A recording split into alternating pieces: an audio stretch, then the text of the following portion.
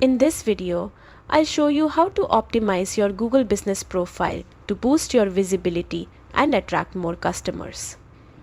If you find this helpful, don't forget to like this video and subscribe for more quick tutorials. Let's get started.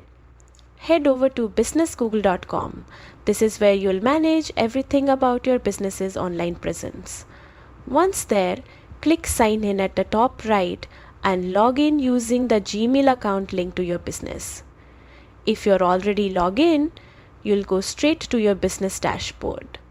Now, if you ever have trouble accessing your profile, just search your business name on Google or type My Business.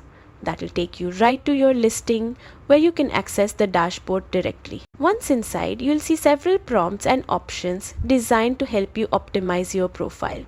These include updating business hours, adding social links, or uploading high-quality photos, all of which make your business more appealing to potential customers. A fully optimized profile not only boosts your ranking in search results, but also builds credibility and trust with customers. Make sure to revisit your dashboard regularly to keep everything up to date.